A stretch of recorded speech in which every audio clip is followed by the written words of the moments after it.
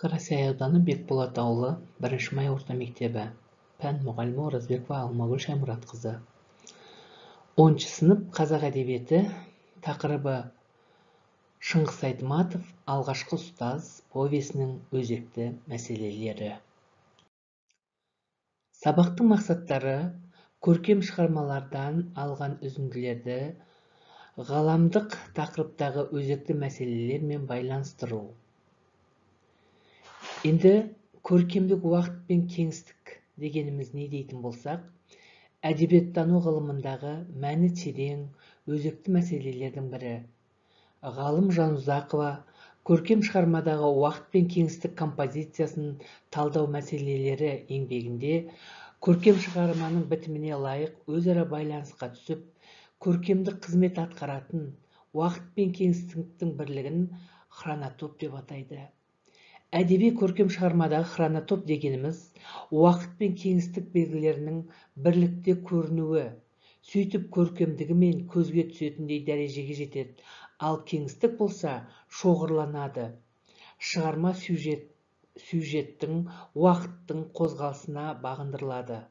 Уақыт таңбасы кеңістікте белгіленіп көрінеді деген тұжырым жасайды. Енді реалды уақыт пен кеңістік және концептуалдық уақыт пен кеңістік дегенге тоқталатын болсақ, Шыңғыс Айтматовтың алғашқы ұстаз повесінде уақыт таңбасын реалды уақыт пен кеңістікте бейнелейді.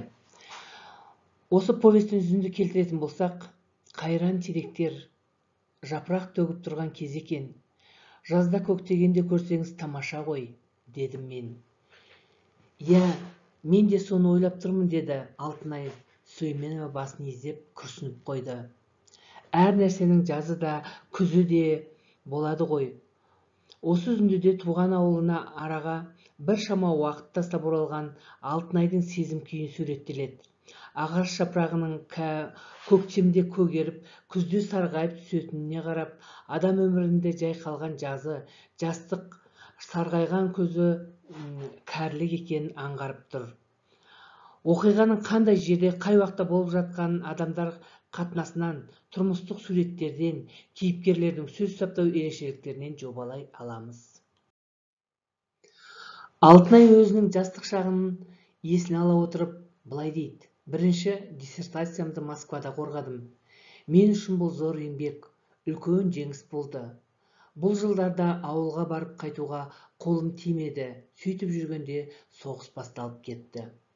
Бұл үзіндіде автор оқиғаның орнын, уақытын нақты көрсетіп отыр. Алтынай Сүлейменованың жастық шағы Отан соғысымен сәйкес келген.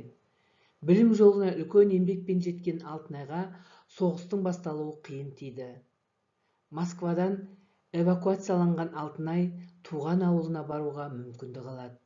Өзінің балалық шағындағы ауыл мен аласапыран кездегі ауыл бейнесін салыстыра отырып, автор уақыт пен кеңістіктің шығарма сюжетіндегі орнын анықтай түседі.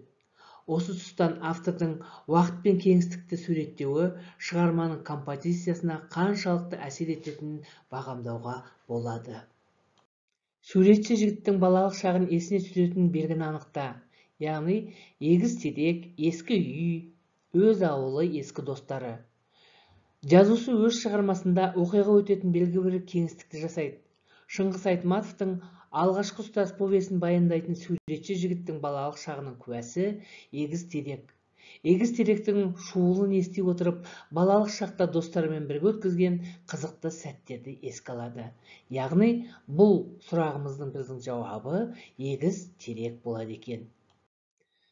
Келесі сұрақ: суретші жігіт пен Алтынай Сүлейменованың кездесуіне себеп болған оқиғаны анықта. Бірінші, ауылда жаңа мектептің ашылуы, Сүлейменованың ауылға кезекті сапары, Дүйсеннің мектебінің ашылуы, суретшінің жаңа туындысының тұсаукесері. Оқиғаның уақытын белгілеу жазушы стилін қалыптастыруда үлкен рөл атқарады. Сол арқылы авторлық оқиға құру ерекшелігі, көркем шығарманың ішкі заңдылықтары анықталады. Сюжеттің басталуында автор суретші жігіт пен Алтынай Сүлейменованы ауылда салынған мектептің ашылу салтанатында кездестіреді. Осы кездесу Дүйсеннің мектебінің сырын ашуға түрткі болады.